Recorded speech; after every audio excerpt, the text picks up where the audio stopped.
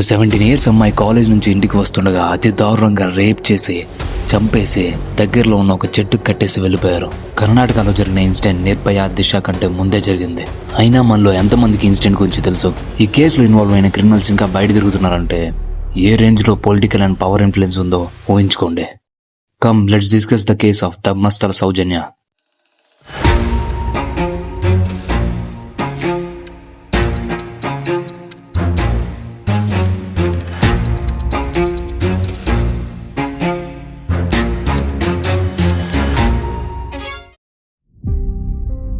October 9, 2012 కర్ణాటకలోని ఉజ్జయాల town లో ఉన్న శ్రీ ధర్మస్థలం మంజునాథేశ్వర కాలేజ్ లో సెకండ్ ఇయర్ చదువుతున్న సౌజన్య ఎప్పటిలాగే ఆ రోజు కాలేజ్ ఫినిష్ చేసుకుని తిరిగి యథావిధిగా 4 o'clock బస్ దిగి తన ఇంటికి బయలుదేరుతుంది. కానీ రాత్రి 8 o'clock అయినా తన ఇంటికి రీచ్ అవ్వలేదు.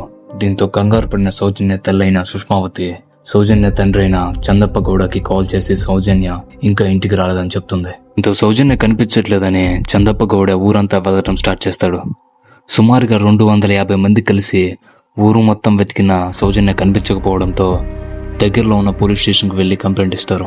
ఇక 24 hours గడిస్తే గానీ కంప్లైంట్ తీసుకోమని చెప్పి పోలీసులు ఉదయాన్నే రమ్మని చెప్పారు. ఇక మరుసటి రోజు ఉదయాన్నే సుమారుగా అరౌండ్ 4:30కి నేత్రావతి అనే రివర్ పక్కన ఒళ్ళంతా గాయాలతో సెమీ న్యూడ్ గా తన ఐడి కార్డు ఇంకా చున్నీతో చెట్టు కట్టేసి కనిపిస్తుంది సౌజన్య డెడ్ బాడీ. ఈ విజువల్స్ చూసిన ప్రతి ఒక్కరికి ఖచ్చితంగా తనని ఎవరో రేప్ చేసి చంపేశారని అర్థమవుతుంది. ఇక ఈ విషయం తెలుసుకున్న పోలీసులు వెంటనే స్పాట్ కి రీచ్ అవుతారు. నౌ ఇక్కడ నుంచే ఈ కేసు కంప్లీట్ గా మిస్లీడ్ అవుతుంది. స్పాట్ కి రీచ్ అయిన పోలీసులు ఎలాంటి ఫోటోస్ అండ్ వీడియోస్ కానీ ఫర్దర్ ఇన్వెస్టిగేషన్ కోసం తీసుకోలేదు. అప్పటికే అక్కడ 1000-2000 పీపుల్ గ్యాదర్ అవడంతో ఎవిడెన్స్ మిస్లీడ్ అవ్వడానికి చాలా ఛాన్సెస్ ఉన్నాయి. పైగా దీంతో పాటు పోలీసుల నిర్లక్ష్యం కూడా ఎవిడెన్స్ మిస్ అవ్వడానికి దారితీసింది. ఇక్కడ పోలీసుల నిర్లక్ష్యం ఎందుకన్నానంటే ముందు మీకే అర్థమవుతుంది. అక్టోబర్ 10న సౌజన్య బాడీని పోస్ట్ మార్టం కి పంపించారు. డూ యు నో, సౌజన్యని రేప్ చేసిన వాళ్ళు దొరకకుండా ఉండటానికి తన ప్రైవేట్ పార్ట్స్ లో 6 inches ఆఫ్ మట్టి పోసారు. అంతేకాదు తన బాడీలో ఉన్న రిబ్స్ అండ్ చెస్ట్ బోన్స్ విరిగిపోయాయి. ఇదే కాకుండా తన నెక్ పైన బాడీ మీద విపరీతమైన స్క్రాచెస్ అండ్ నెయిల్ మార్క్స్ ఉన్నాయి. ఇదంతా చూస్తుంటే ఒకళ్ళు ఇద్దరు చేసిన పనిలా ఏమాత్రం అనిపించట్లేదు. దీంతో సౌజన్య కేసులో నిందితుల్ని ఎవరిని ఊరికి వదిలిపెట్టకుండా శిక్షించాలని ధర్మస్థలలో ధర్నాలు స్టార్ట్ అయ్యాయి. దీంతో పోలీసుల పైన కూడా ప్రెషర్ పెరిగింది. పోలీసులు కేసు ఇన్వెస్టిగేషన్ స్టార్ట్ చేసి అక్టోబర్ 13న సంతోష్ రావు అనే ఒక లోకల్ వర్కర్ ని తన షర్ట్ పైన బ్లడ్ మార్క్స్ ఇంకా అనుమానాస్పదంగా కనిపించడంతో అరెస్ట్ చేశారు. ధర్మస్థల ట్రస్ట్ వర్కర్ అయిన మాలిక్ జైన్, తన ఫ్రెండ్స్ ధీరజ్ జైన్, నిఖిల్ జైన్. ఒకసారి ఈ ముగ్గురు బ్యాక్గ్రౌండ్ చెప్తాను కనండి. Malik Jain Dharmasthala trust accountant, Dheeraj Jain Annapurna trust లో సీనియర్ మేనేజర్ కొడుకు, నిశ్చల్ జైన్ కర్ణాటకలోని రాజ్యసభ ఎంపీ విజయేంద్ర హెగ్డే బంధువు. ఇప్పుడు ఈ ముగ్గురు గురించి ఎందుకు చెప్తున్నానంటే ఇన్సిడెంట్ జరిగిన రోజు సౌజన్య వెళ్లిన దారిలోనే ఈ ముగ్గురు ఉన్నారని సౌజన్య బంధువుల్లో ఒకరు ఆరోపణలు చేశారు. అండ్ షాకింగ్ గా ఇక్కడ ఇంకో ఇన్సిడెంట్ ఏంటంటే సంతోష్ రావుని పోలీసులకి అప్పగించింది ఈ ముగ్గురే. ఇలాంటి కోఇన్సిడెన్స్ తో ఈ ముగ్గురే ఈ క్రైమ్ లో ఇన్వాల్వ్ అయ్యారని ప్రజల్లో కాన్స్పిరసీ థియరీలు రావడం మొదలుపెట్టాయి. ఇక సంతోష్ రావుని అరెస్ట్ చేసిన పోలీసులు ఫర్దర్ గా ఎలాంటి ఇన్వెస్టిగేషన్ చేయలేదు. ఫర్ ఎగ్జాంపుల్ సౌజన్య వెళ్లిన దారిలో ఉన్న సీసీటీవీ ఫుటేజెస్, ఫోరెన్సిక్ ఎవిడెన్సెస్ ఇలాంటి క్రూషియల్ క్లూస్ ని వదిలేశారు.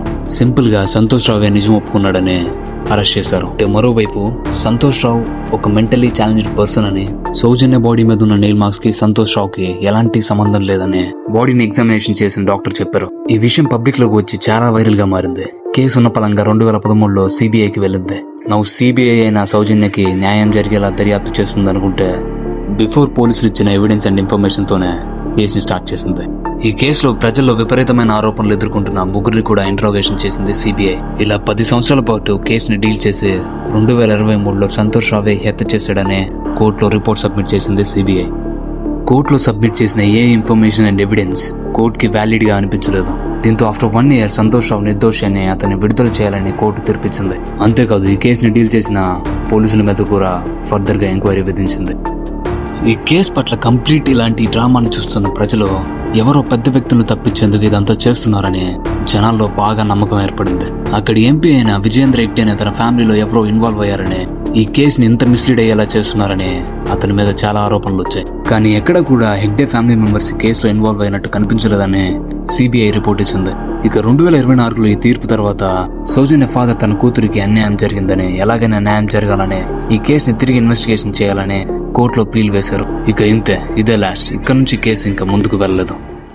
మళ్ళీ ఇప్పుడు అంటే 2025 రీసెంట్ గా కర్ణాటకలో ఒక ఫేమస్ యూట్యూబర్ ఈ కేసు గురించి వీడియో చేశాడు. ఈ వీడియో చాలా వైరల్ అయింది. అరౌండ్ 18 మిలియన్ వ్యూస్ వచ్చాయి. ఈ వీడియోలో ధర్మస్థల్లో అన్సాల్వ్ మర్డర్ కేసెస్ చాలా ఉన్నాయని, సౌజన్య కేసులో కంప్లీట్ గా ఇంజస్టిస్ జరిగిందని చెప్పాడు. ఈ విషయం ట్విట్టర్ లో, సోషల్ మీడియా ప్లాట్ఫామ్స్ లో ట్రెండ్ అయింది. దీనికి రిజల్ట్ ఏంటో తెలుసా?